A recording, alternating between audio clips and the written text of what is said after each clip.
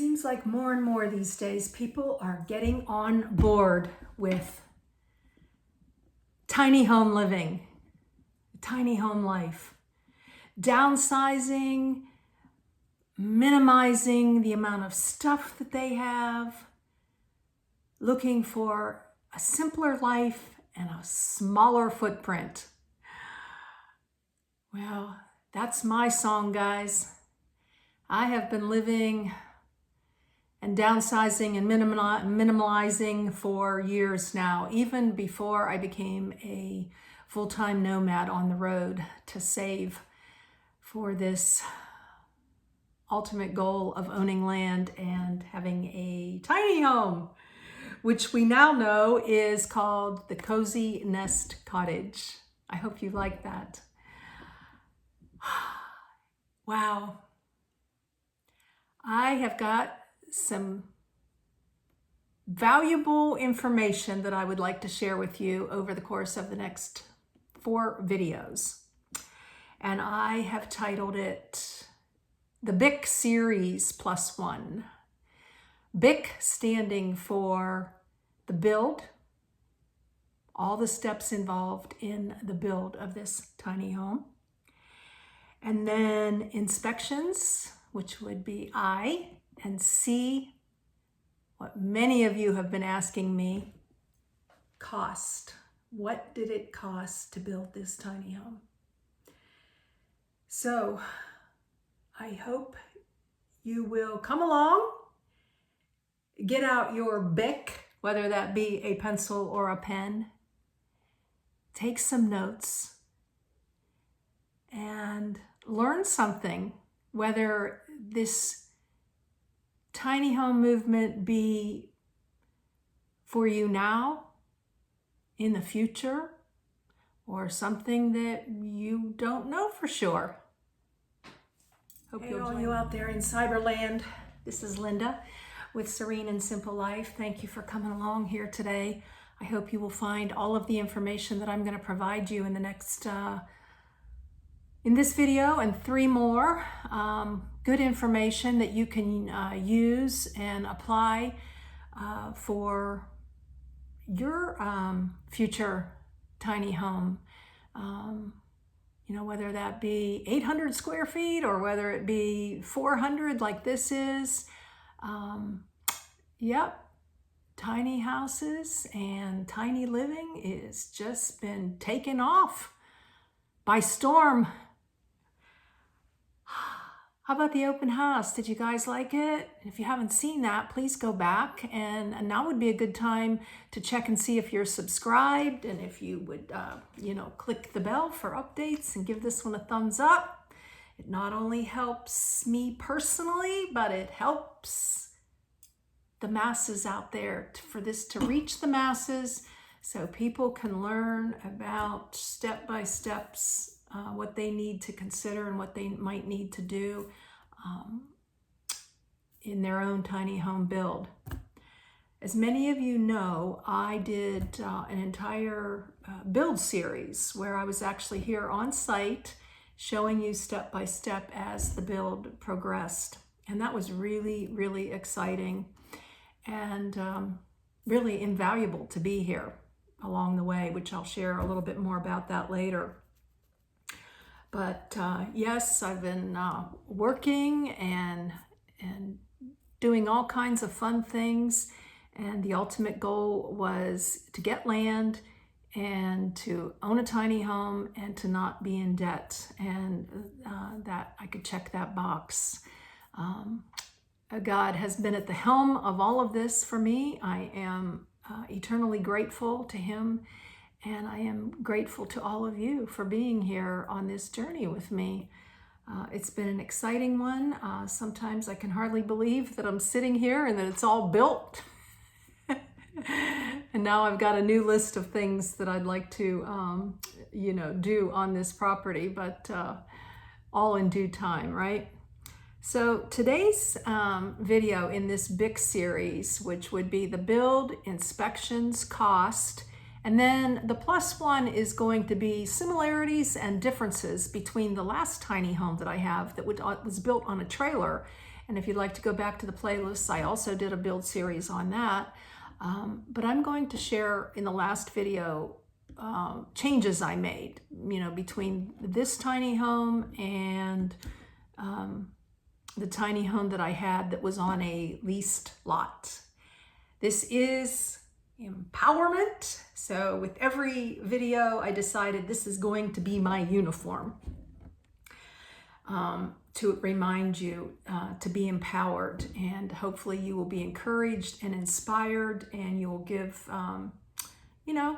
give some thought to all of this, whether this is not even on your radar right now, but maybe in the future it might be. So I would encourage you, like I said before, to take some notes, and of course, ask me any questions you would like to ask me. And then maybe at the end of this series, I'll do a question and answer as well. All right, guys, with no further ado, let's get started. This is the ins and outs of the build, and I have 10 steps that were involved in the build. And the first one, of course, was to find a builder. And yes, I have lots of notes, so I do look down on occasion. That probably went on for at least a month after I purchased this land. And I can hardly believe it, but it's almost going to be a year since I closed on this land. I closed on the land June 15th, 2023. Can you believe it? I can't believe it. But anyways, over the course of a month, many phone calls, and I am not going to repeat videos that I've already done. I went through a whole video with quotes and how I got quotes and what I wanted to consider. But really, if I would just narrow it down, there was two types of builders. One that would build everything. They would be the general contractor. Exterior, interior, finishing, the whole shebang, the whole enchilada.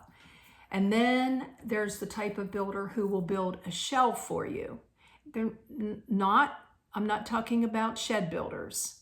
I'm talking about someone who will build an exterior and the interior walls. I don't know if all people build interior walls. And then you become the general contractor for all of the additional things that are going to go on. And that's where today I am going to go through these 10 steps, because I became the general contractor after the exterior was done. And I was like, oh, what have I gotten myself into? Best advice I can give you is take it step by step. Don't get too far ahead of the process. This ended up being probably 10 weeks from the beginning to the end, maybe a little bit longer. I'm going to have to go back and look at my notes. I forgot to do that. So that's what I ultimately decided to do. And I crunched numbers. It really came down to, what can I afford? And to tell you the truth, it really kind of slowed up the train, because I knew that what was coming next and what I needed to do. And I got quotes, and I was, working a job 30 hours a week. And instead of the builder coming in and just taking care of everything, I don't know, it's a toss-up. I do believe that probably cost-wise, it was better to go this way. I don't know, because that's going to depend upon who your builder is. But for me, cost-wise, this was probably the best way to go. So after that, step number one, then it came to the actual drum roll. I met with the builder and the plumber on site, and they did something called a shoot the grade for the septic flow. How was the foundation going to be set? How high up off the ground in the back? As you can see when I've taken videos outside, you can see the foundation. Well, that's where I'm going to have maybe dirt build up, put shrubbery in there, flowers. That's all to come later. But they had to shoot the grade for the leveling of for the septic. I really was learning as I went, and I was taking notes, and so I've been able to condense my notes now to give this to you. And along with that was only like a day where we had this little powwow of, and I was like, my visual was like, oh my gosh, it's gonna look really bad and it's gonna be like this, and it didn't turn out like that. So I just over exaggerated the whole visual in my mind. Then the concrete guys came, and what they did was they squared it up. Go back and watch the videos of the build. And then they began the form for the foundation. Hard working guys, let me just throw that in there.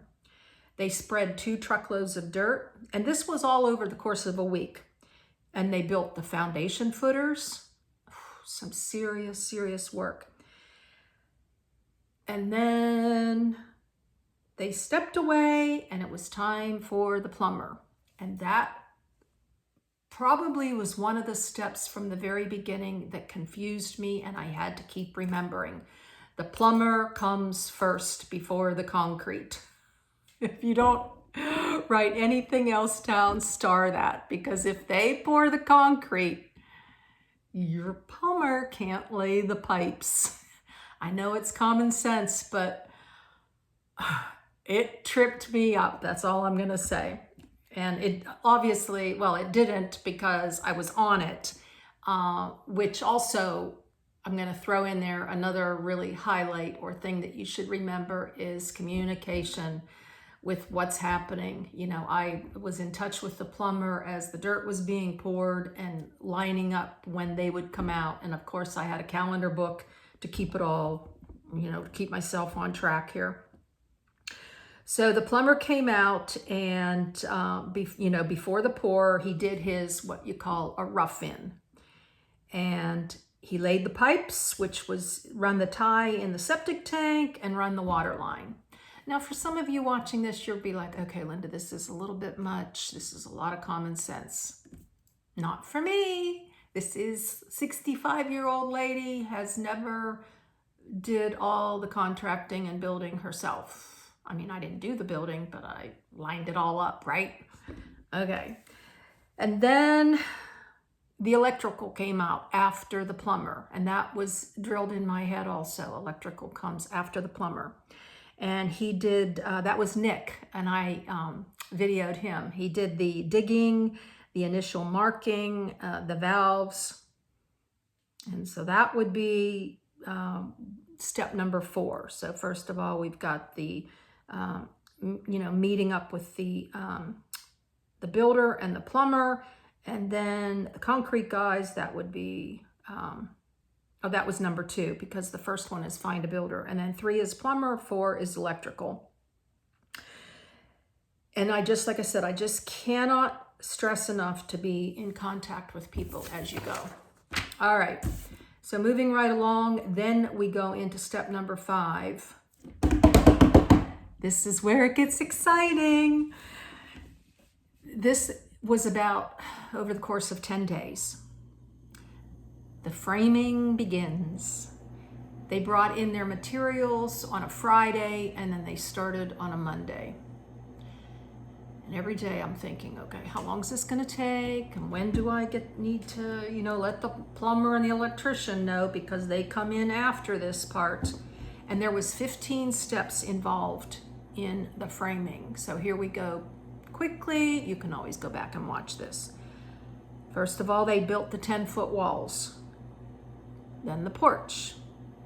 Remember, the foundation has now been poured. Oh, and it had to cure. I guess concrete cures forever, but it had to cure for a few days. So it was poured on a Thursday or Wednesday, and then they come back. Then the framing came, I think, the following Monday or Tuesday. Had to do with weather too. Okay, so then the porch, and number 3 is cover the roof. 4, wrap the house.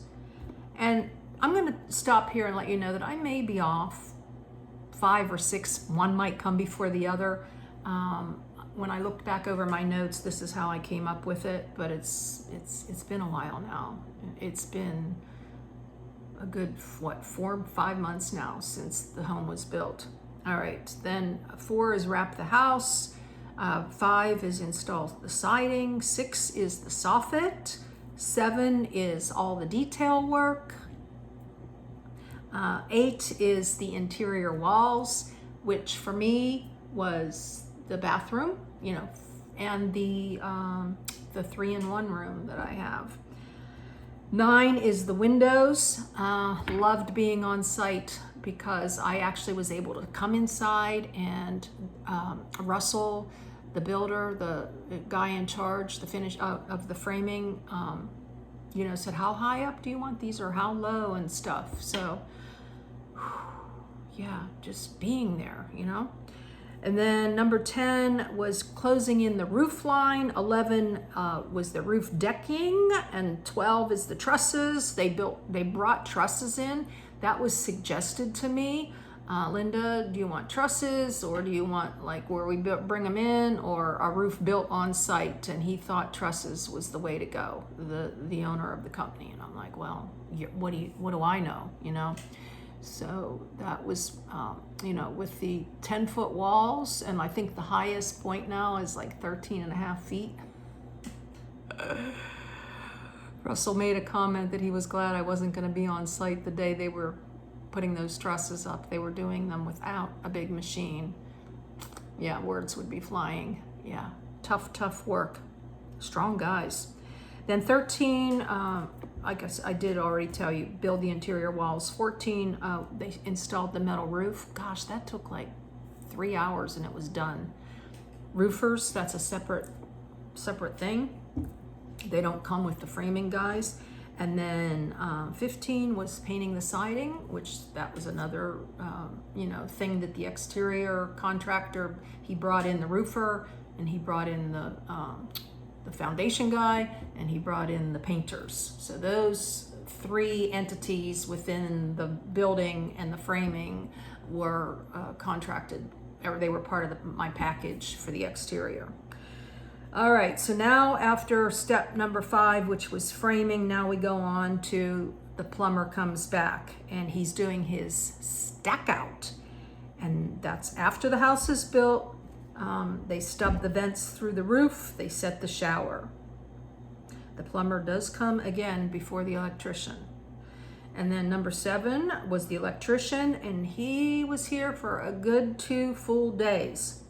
And that is where they do their rough-in. They're stubbing out the electric for the tankless hot water and the electrical panel. They are doing the wire outlets, obviously, the doorbell cam, the breaker box, when I showed you in the build, all the wires coming out of the walls everywhere. Amazing, just amazing. The 220 breaker for the mini split, and also, which I don't have a mini split yet, and then the 35 amp box for the RV site. Yep. So that was all in the rough-in. And and then number 8, another drum roll. The finisher. The finisher is here, guys. And what does finishing include? Well, there's 8 things with this finisher. Insulation. Not all finishers do insulation. That could be a separate entity for you, where you'd have to find an insulation guy. Again, that had to do with quotes and prices. And these guys were familiar with doing insulation, so I'm like, okay, let's get this a little bit more simple at the end. Let's have them do the insulation, and I'm not going to bring someone else in for that. Oh, and many inspections throughout. So that will be the next video, is every single step like had its inspections, and we'll go over some of that. All right, and then 2 was the ceiling. This was all under the finisher. 3 walls, 4 kitchen floor, 5 was the trim and the baseboard, 6 was the setting the cabinets, and 7 was installing the countertop, and then 8 was they came back for finishing touches. The bathroom fixtures, like the toilet paper hole roller, that's all included in the trim out in this quote. And when you're getting quotes now or in the future, you'll find different finishers have different packages of what they do. But they included everything, and it made me feel really secure with all the last minute details. They set the electrical cooktop. I have a 2-burner cooktop, electric, not induction, electric, and the closet rod. So that's basically all that I can think of. Oh, the mini blinds. They hung all my mini blinds too. So that's it, guys. That would be, oh, and then number 9, the plumber comes back and he hooks everything up, installs the faucets, he does the hot and cold, or he hangs the water heater in the closet. The hot and cold, I think, was already there. I can't remember. And then that's their trim out, the plumber's trim out. And then lastly, well, I guess they don't call that the trim out. The electrical calls theirs number 10 is the trim out with the electrical, and that would be, they installed my ceiling fans, which I did a video on that, negotiating some stuff to help me out. And so they said that they would do the ceiling fans. They did all the ceiling lights. They're not the cams. These can be replaced. They didn't drill holes, so I forget what those are called. But I've got a ceiling light in my 3-in-1 room and also in the kitchen. The 4 ceiling fans. Of course, they put all the outlet covers on, and hooked up the doorbell cam, checked everything, the breaker boxes. I mean, they were here till late, and I think it was like the day before Christmas Eve or something. It was like right on top of Christmas. It was like some last minute things that needed to be done with the inspections, and so they came back and finished everything off before Christmas. What a gift from God. So that's it, guys. A couple things that I wanted to add is that, being on site, if you can at all, and not have it built while you're in one state and they're doing it in another, I would just really try to encourage you to do that. They built an extra wall inside the bathroom between the toilet and the vanity, and the plumber was doing his stack out, and I was like, what is this wall? Like, I don't remember seeing that on the on the engineer plans. And sure enough, the wall was there, and I missed it on the plans. Little old me here, just working it out with the Lord. Thankfully, with the Lord. So it cost me like an extra $100 or $200. The finisher took the wall down, not the finisher, but the framer, just in the nick of time. Also, I was here to figure out where I wanted my the box in the back for the 30 amp, where the mini split was going to go. Like I already mentioned, the window height, the porch railings and the posts, and how I have it off-centered by choice, so that we're not looking at 2 windows and a door in the center. And when you come in here and you saw the open house, you see how it makes sense that I've got my windows, corner windows on the one side, and so the door couldn't go in the middle. But that all had to be worked out with the framing. So, the finisher asked, said, how about some dead wood? Because they came in here to give me a quote, and they're like, needing some dead wood. And that wasn't necessarily something the framer did, but he did give me some dead wood for them. And just all the little things, guys. And I encourage you to have a notebook, and phone numbers, and just go at it one step at a time. So yes, this is getting a little lengthy. I wanted to pack it all in for you. Even where for the plumber, where the spigots were going to be on the outside. I've got one in the front and one here in the back. Normally they would put one in the front and then one on the other side. If I were to do it again, that's probably what I would have done. But you get to a place where you start hitting a wall too. And asking other people, some people have a partner, a husband or a wife that you can run these things by. And if not, you tune into Serene and Simple Life, and you too can be the general contractor of your tiny home build. empower. Guys, I hope this was worthwhile to you. And again, that you would give this a thumbs up and that you would continue to stay tuned as I go into step number 2 now, which is the inspections. You are not gonna believe how many inspections I had to get for this tiny home. Micro home, my cottage. I love you guys, and we'll see you next time.